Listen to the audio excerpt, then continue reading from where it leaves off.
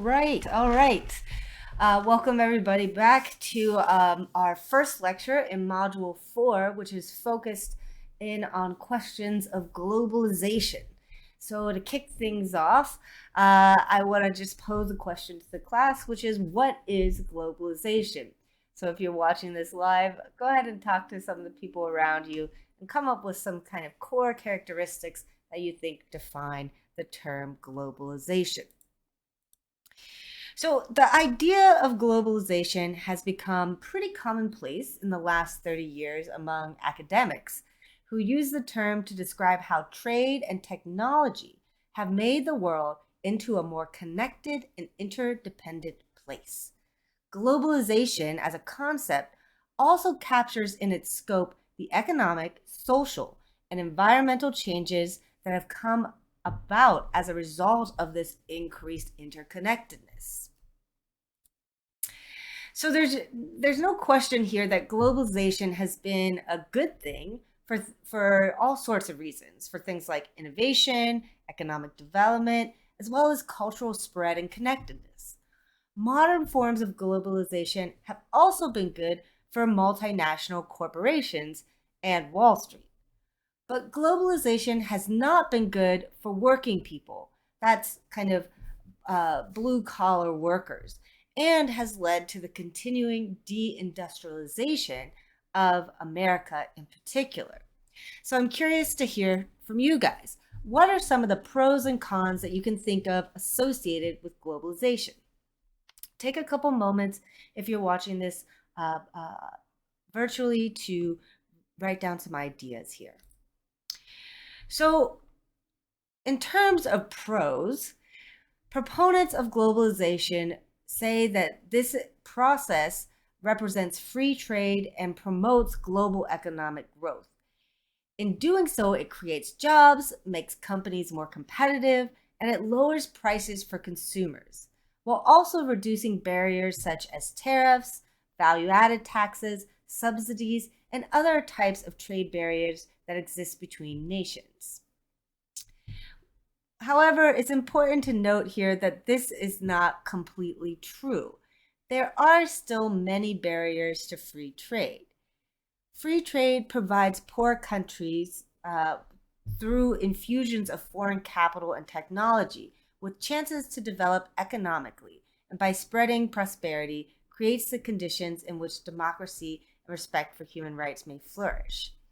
There is now a worldwide market for companies and consumers who have access to products of different countries. And there is cultural intermingling, and each country is learning more about other cultures. Socially, we have become more open and tolerant towards each other and people who live in other parts of the world. So there's lots of good things that have come from globalization, but it is important to note that one caveat, that there still actually are many barriers to free trade that make these kind of rosy pictures of globalization not so rosy. The other thing to kind of note here in terms of pros is, since we share kind of financial interests, corporations and governments are trying to sort out ecological problems from each other. They are talking more and they're trying. Most people see kind of speedy travel, mass communication, and quick dissemination of information through the internet as another key benefit from globalization. And we can certainly, I think all of us in this virtual room or in the real room agree that the internet has made our life a little bit, or maybe a lot, better. Sharing technology and investing in infrastructure in developing nations is also a process that's been brought on by globalization that helps provide employment for the people in those countries and allows them to get out of severe poverty.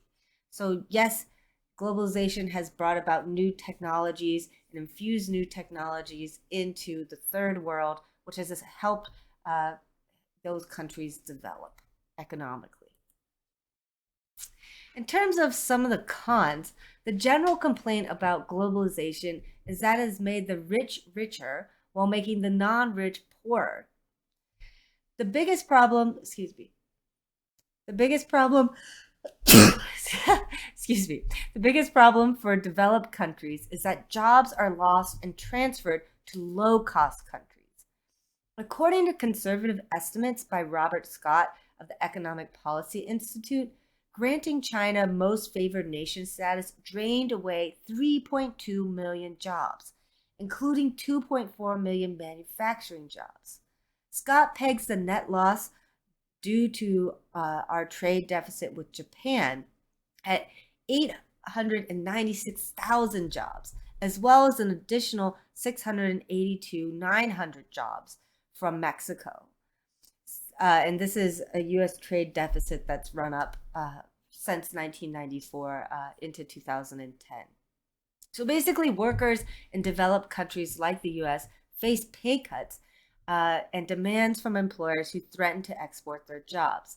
This has created a culture of fear for many kind of middle class, lower middle class, upper lower class workers who have little leverage in this kind of global game. Another thing to consider here is the fact that multinational corporations are accused of all sorts of social injustices, unfair working conditions, as well as a lack of concern for the environment and the mismanagement of natural resources. And these multinational corporations are a byproduct of globalization. Furthermore, multinational corporations, which were previously restricted to commercial activities, are actually increasingly influencing political decisions. And we can debate whether that is actually a good thing. How much do we want multinational corporations to actually be deciding politics? Another thing to mention here in terms of cons is that building products overseas in countries like China puts our technologies at risk of being copied or stolen, which is in fact happening pretty rapidly. Anti-globalists also claim that globalization is not working for the majority of the world. During the most recent period of rapid growth in global trade and investment, basically 1960 to 1998, inequality worsened both internationally and within countries. The UN Development Program reports that the richest 20% of the world's population consume 86% of the world's resources, while the poorest 80% consume just 14%.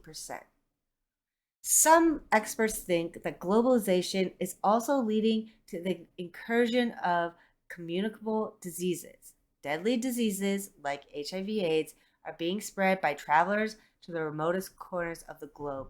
We can see this perhaps most poignantly in the last 2 years with the rapid spread of the deadly coronavirus. So there's lots of reasons to think that globalization has both benefited our societies, global societies, but there's also some clear evidence that globalization and its benefits do not fall evenly throughout the globe, and that some people and some countries are benefiting more. So globalization is not a modern event. A lot of people like to argue that the particular scale of globalization that we're experiencing now is really it's something that is only has occurred in the 20th century and 21st century. But we also have archaeological evidence for globalization in the sense of global connectedness. And that's what the article that you read for today was all about. So one classic example of globalization in the past is the Silk Road, which was used between 50 BCE and 250 CE. So the Silk Road is an over 8,000 kilometer long network of roads that traverse Eurasia, connecting Eastern and Southern Asia with the Mediterranean world. This kind of vast network also connected places like Persia with Central Asia and crossed these kind of vast geographical spaces like the Pamir Mountains and the Taklamakan Desert, even reaching into the subcontinent of India. So as with globalization today, new technologies played a key role in making the Silk Road trade network possible. Advances in metallurgy led to the creation of coins, and advances in transportation led to the building of roads connecting major empires of the time period.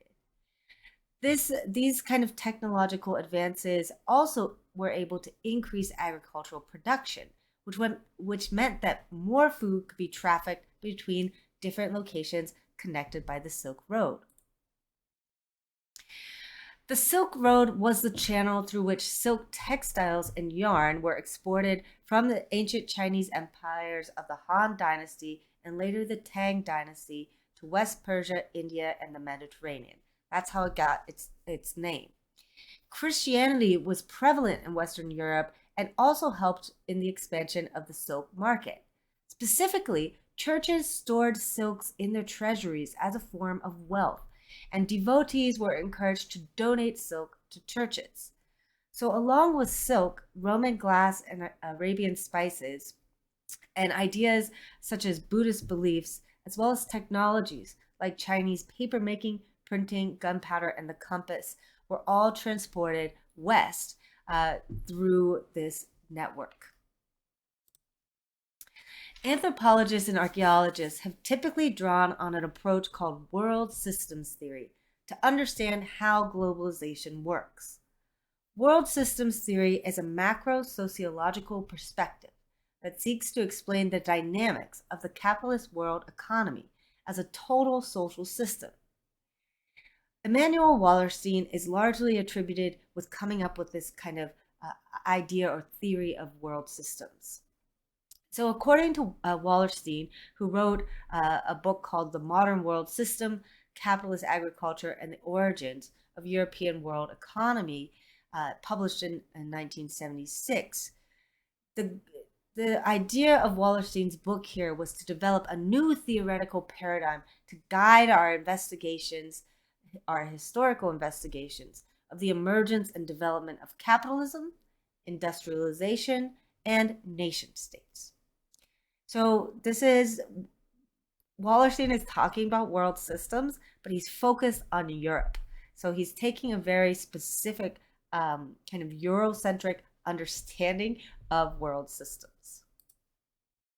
According to Wallerstein, the modern nation state exists within this kind of broad economic, political, and legal framework, which he calls a world systems. Wallerstein believed that there are only three basic types of social systems: mini-systems, world empires, and world economies. The first term he calls mini-systems are small, homogeneous societies which are typically studied by anthropologists. So think here about hunting and gathering, pastoral, or simple horticultural societies that were relatively kind of self-contained economic units that produced all of their goods and services within the sociocultural system itself. The next kind of level up we can think of in this model is a world empire system that has an economy based on the extraction of surplus goods and services from outlying districts. Much of this tribute goes to pay for the administrators who extract it and for the military to ensure continued domination. The rest of those resources go to the political rulers and head of the empire. The third type of social system, according to Wallerstein, is world economies.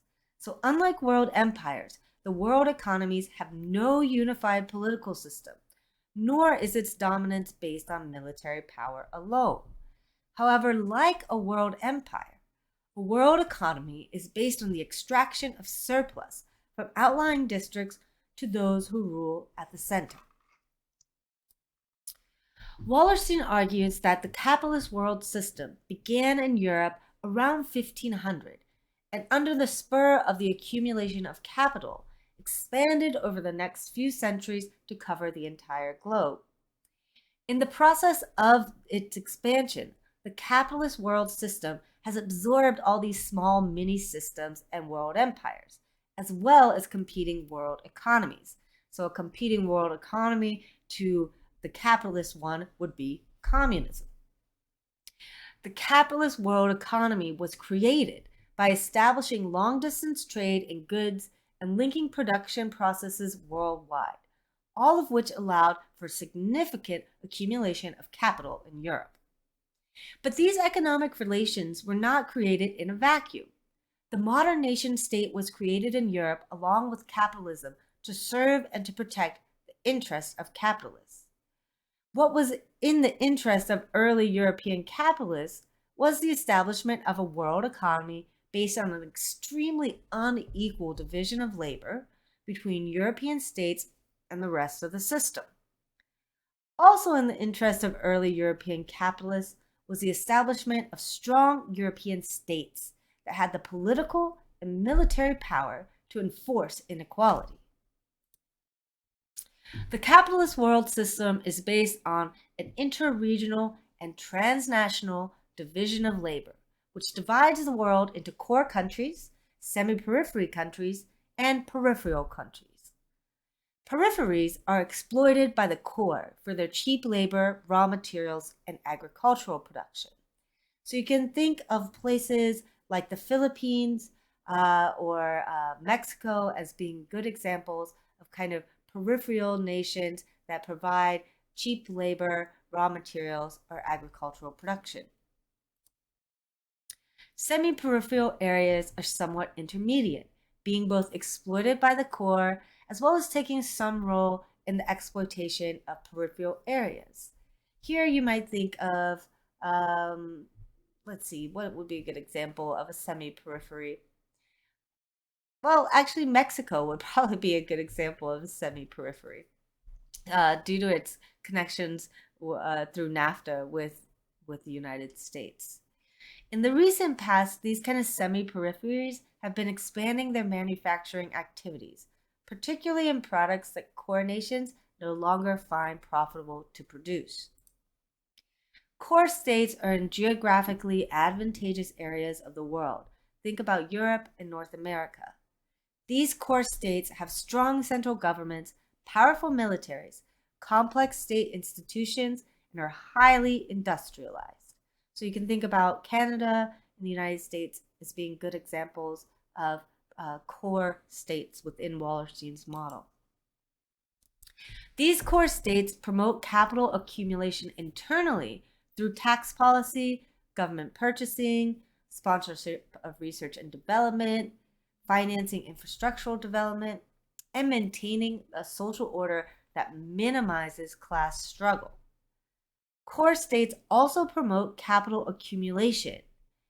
According to Emanuel Wallerstein, a core state is dominant over all the others when it has a lead in three forms of economic dominance.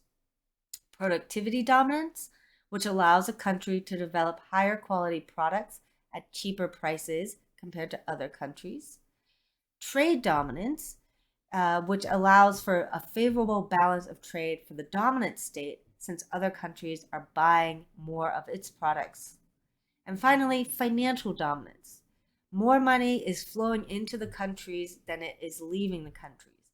So bankers from these dominant states tend to acquire greater control over the world's financial resources. It is this kind of economic, political, and military power of the core states that allows significant capital to be accumulated in the hands of a few. The capitalist world system that produces and maintains the gross economic and political inequalities that we see today between nation states is one of the big kind of like takeaways that Wallerstein has from his research. So let's take a couple minutes here and think about some of the differences that you see or that you read about between a modern world system and these kind of globally connected systems in the past. What do you think? What are some differences? Take a couple minutes and write down your thoughts. So, one of the things that's lacking in early globalized systems was the ability of a core to completely dominate and incorporate a periphery in the same way that European states like Great Britain absorbed various colonies like Barbados, Jamaica, and others within the capitalist world system. This was because early states didn't have the fully developed institutions that would allow them to manipulate local conditions at some distance from the home area. As a result, core groups probably had to decide on which of several industries or products to focus their efforts. For instance, in the Aegean region during the Bronze Age, the elites of small centers typically expended most of their economic efforts on controlling the production and distribution of bronze textiles.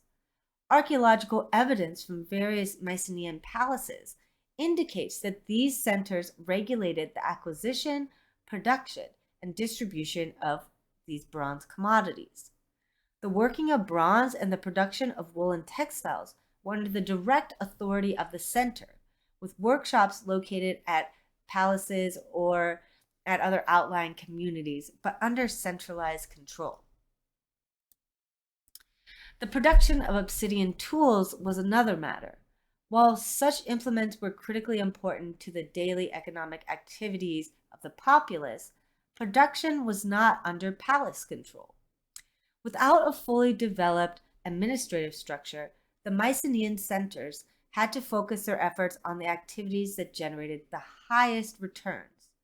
To a greater or lesser degree, this was probably true of all early states.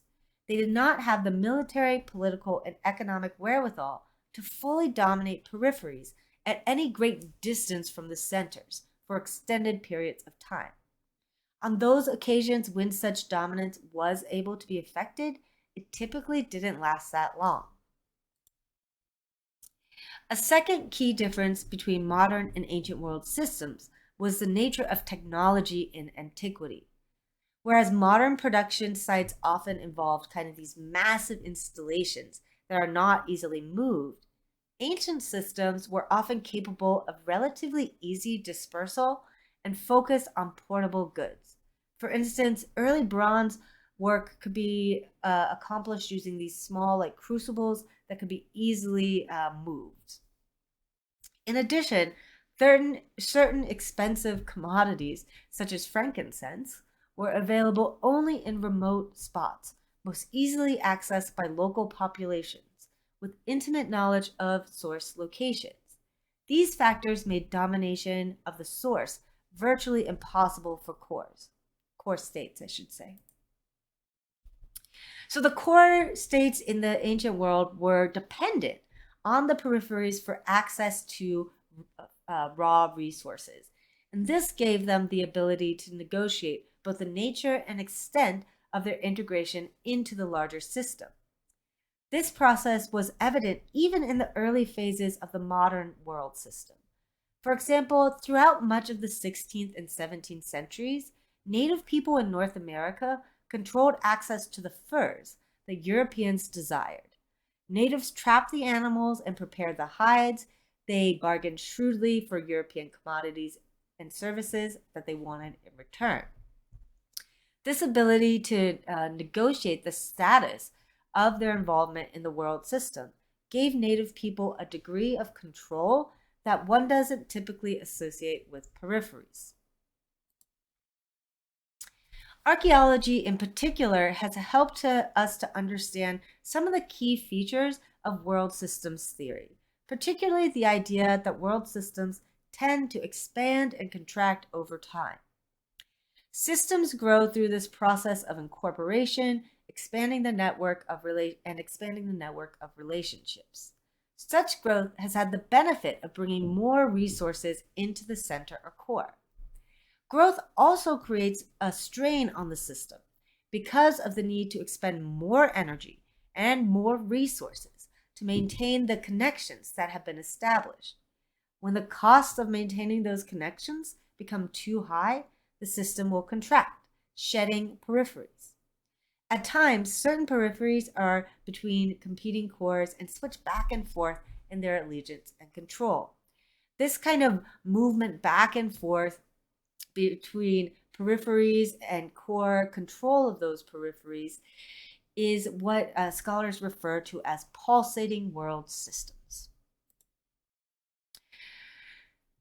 So these oscillations in power and control are symptoms of a system's instability and appear pretty regularly in the ancient world.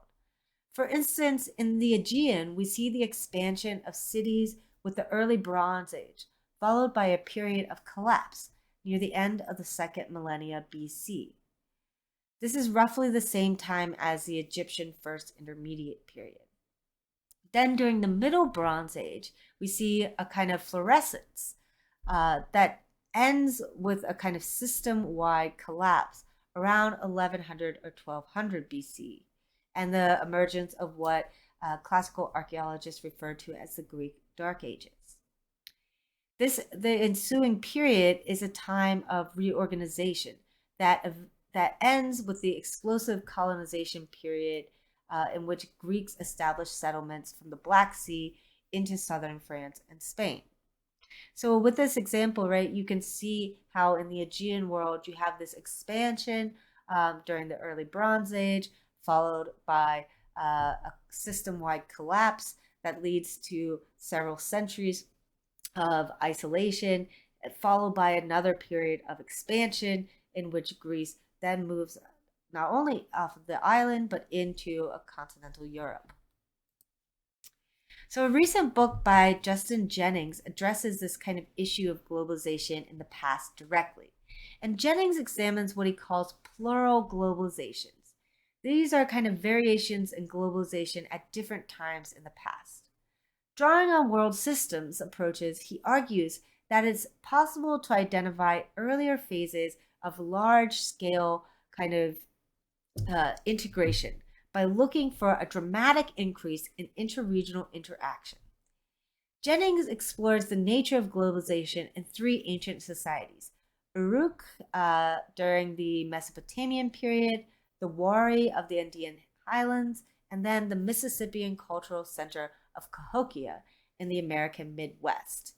So in what remains of this lecture, I'll kind of speed through some of the big points that Jennings lays out about these three different kind of world systems in the past. So just Jennings' world systems-based model suggests that the emergence of cities with their multiple needs and complex webs of relations led to previously unknown levels of interregional interaction. Through long-distance movement of people, goods, and ideas, cities expanded and the system kind of accelerated these interactions between urban dwellers and people in the hinterlands, right? The core and the periphery. The first case study Jennings examines is Uruk Warqa in Iraq, modern-day Iraq, which is arguably the earliest city in Mesopotamia and dates to about 4500 BC. So Uruk is a city center that's surrounded by 6 miles of satellite villages and maintained a population of between 50 to 80,000 people at the height of its occupation. The city itself is divided into the Iana and Anu districts, which you can see depicted here in this map.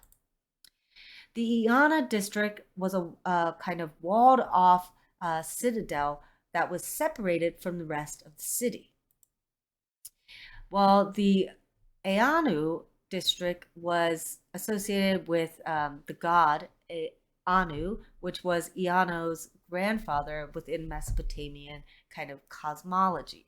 So you have a central kind of walled off section of the city surrounded by this kind of larger periphery of the city where basically all of the kind of daily living would have occurred. Within this kind of walled off section of the city, you have the central ziggurat complex. Ziggurats are temples, these kind of stepped pyramid temples, which would have been used as a storehouse, a religious center, and also a redistribution center. Hundreds of craft workers would have been associated with this ziggurat complex, and there would have been a really well-defined hierarchy of relationships between rulers and craftspeople. The kind of height of influence of Uruk happened between 4100 and 3000 BC. And you have this kind of mass production during this time of beveled rim bowls found throughout the region, as well, and these bowls would have been used to measure payments made in grain. We also have these kind of really cool clay tokens that we use to record commercial dealings that emerge around 8000 BC.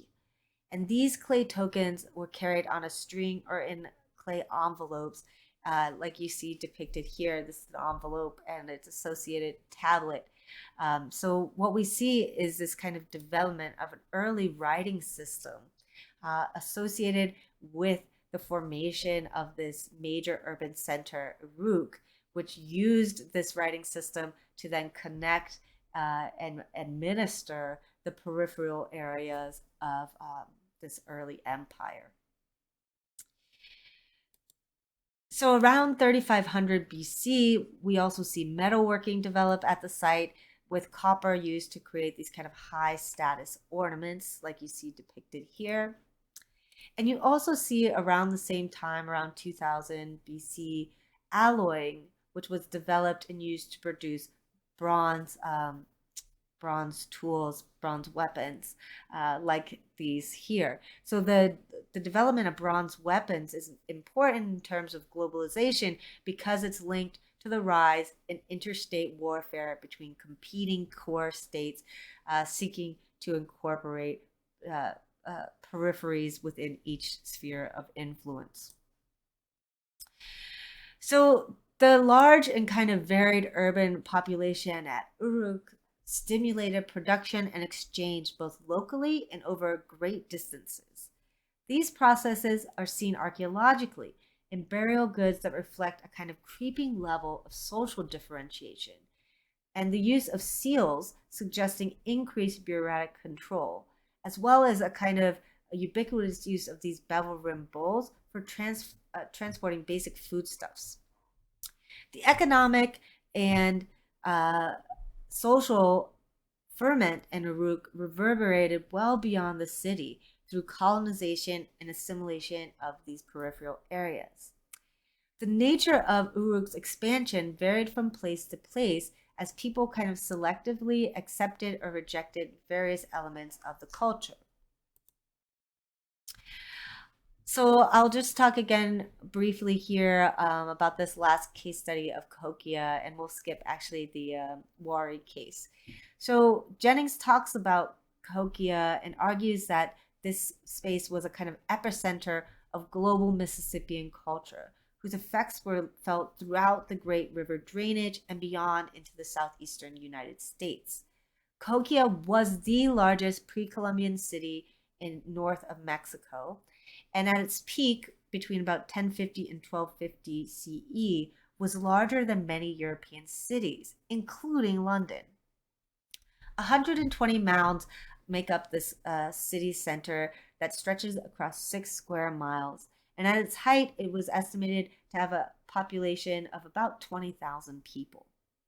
There are signs archaeologically that some individuals at Cahokia achieved greater social and political importance in what had previously been a relatively egalitarian society. During this time, we also see the construction of oval mounds that are built both in the southeast and across the Midwest, associated with the rise of a kind of Cahokian cultural complex or Mississippian culture. During at Cahokia, you have widespread adoption of maize cultivation after 800 AD, which really led to the rise of Cahokia as a kind of urban center based on redistribution of agricultural products. And so, as this kind of major urban center, Cahokia stood as this trade nexus for all sorts of exotic materials like mica, copper, marine shells, and other things coming from all over across North America and Central America into this central Mississippian area. Around about 1000 CE, a previously dispersed population begins to congregate at Cahokia, which transformed this small-scale society into a tightly integrated, highly hierarchical system that had these three different levels, which demonstrate the world system's core, semi-periphery, periphery nicely here. So you have these kind of paramount mound centers at Cahokia itself. Then you have a second level of mound centers, which is nearby surrounding Cahokia. And then at the peripheries, you have these kind of smaller villages and farmsteads that would be sending tribute and goods up to that semi-periphery and then to the core. We also see kind of a huge population increase, which came at the same time as mound construction at a massive scale. So at the height of Cahokia's occupation between 1050 and 1250, the inhabitants built over 100 earthen platforms thought to have been these kind of monumental structures for religious ceremonies. And they grouped them around these kind of open plazas made entirely out of earth. These kind of large mounds, one of which is called Monk's Mound and is depicted behind me here, was built of four kind of coarse levels of dirt and stood over 100 feet high, and also was surrounded by this kind of grand plaza and a group of smaller mounds. These mound complexes provide evidence for the emergence of social stratification through high status male and female burials. During Cahokia's heyday, some individuals enjoyed high social status living in these large homes and buried in great splendor. For example, Mound 72 at Cahokia contains two men who were laying out on a platform of 20,000 shell beads. Altogether, these mounds contain some 270 people, many of whom were sacrificed. The next image is an image of sacrificial burials from Cahokia. So if you don't feel comfortable looking at this, just skip forward skip this slide, okay? The analysis of bodies from the Cahokia mounds indicate that these elite burials were associated with large amounts of meat consumption. They also were associated with over 800 arrowheads, copper sheets, 15 polished stone discs, as well as these kind of these spears associated with the throwing game. Nearby these elite burials were four men with their heads and hands cut off, and more than 50 young women between the ages of 18 to 23 buried in a pit close by. Much of Cahokia's power came from a highly centralized economy, where foodstuffs and communal labor were appropriated by the elite. Most prestige objects were manufactured at the site and made from local materials for domestic use. Cahokia's leaders achieved dominance by appropriating everything for themselves. They had this specialized system of production of beads, carved shells, ceramics that were all kind of specialized into these different semi-peripheries and peripheries, and then all came into the Cahokian core through tribute. So it's clear from the kind of archaeological record at Cahokia and surrounding areas that this was a central core that had a huge kind of peripheral influence that stretched all the way into Kentucky, and that was using a kind of pre-capitalist system of accumulation and military control to assert power over a large land body or sphere of influence. So I won't talk about Wari today, but I will end here with the